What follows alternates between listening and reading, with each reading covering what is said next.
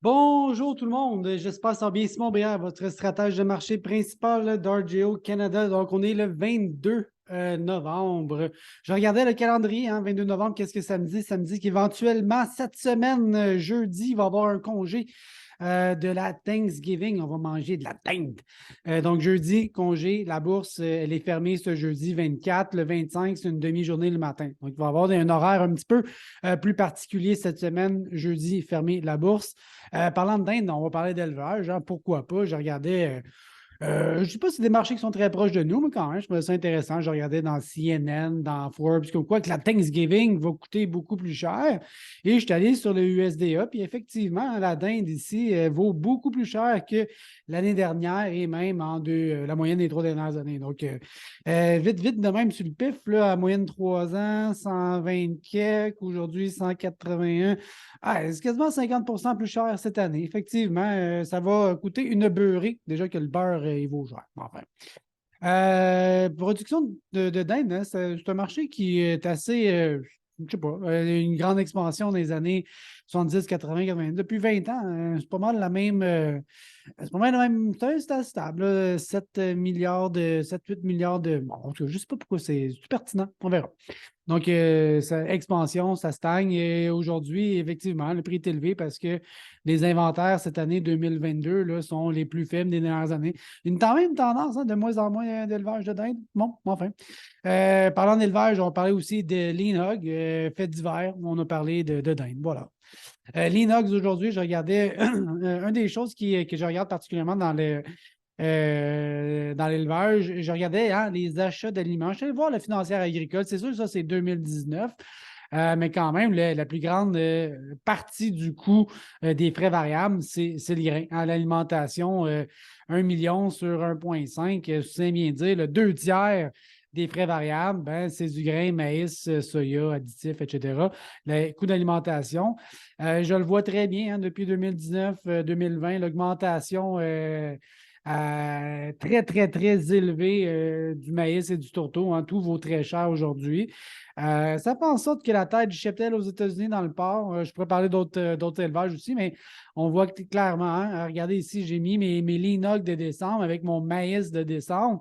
Il y a une très grande corrélation. Quand le coût de production augmente, ben, j'en produis moins. C'est moins rentable de faire l'élevage. Fait que j'en fais moins. Et en faisant moins, mais je crée un peu un effet de rareté qui fait augmenter les prix. Donc, une grande corrélation entre le coût d'alimentation, donc le maïs, et les revenus ou le prix de la viande. C'est très, très logique tout ça.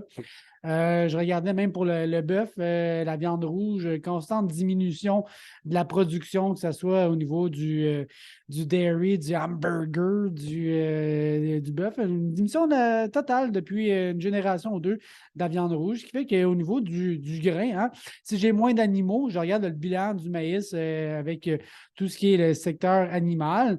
Bien, entre l'année dernière et cette année, bon, on s'attend à une baisse de 7. Je pense que ça coïncide avec moins d'animaux, moins de bœufs en parc d'engraissement, moins de porcs, peut-être un petit peu plus de stabilité au niveau des poulets, quoi qu'il y ait de la grippe aviaire, donc peut-être moins d'utilisation là aussi. L'USDA en comptabilise 7 de moins prévu pour cette année.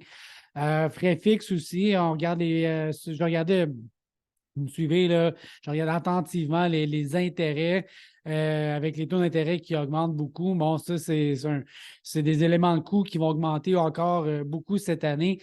Bon, là, je donnais un exemple. Je ne pense pas que ces prix-là sont très, très à jour. C'est 2019. On est dans un contexte différent quelques années plus tard, mais les frais financiers vont augmenter beaucoup cette année.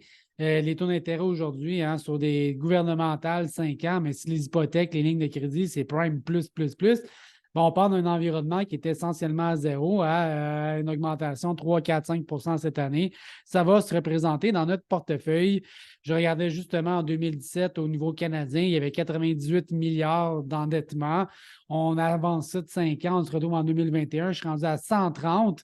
Fait que là, je me suis, tu sais, à 1 ça ici, ça fait peut-être 1 milliard de paiement de dette, tandis qu'ici, on avance 130 à 5. On va être dans du 6-7 milliards de paiements d'intérêts uniquement sur les dettes. C'est majeur.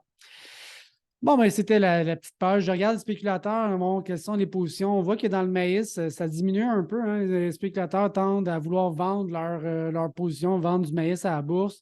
Très acheteurs encore dans le tourteau, hein, un petit peu de rareté dans le tourteau. Donc, les spéculateurs sont acheteurs, mis sur une augmentation des prix.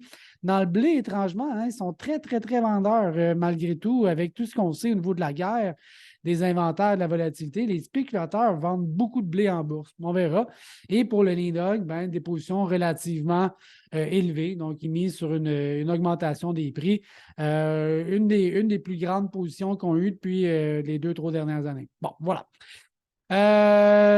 Graphiquement, je regarde un graphique sur les 5 ans. J'ai un peu une formation tête-épaule qui me dit qu'il pourrait y avoir un revirement dans les prix du maïs. C'est une formation head and shoulders, tête-épaule.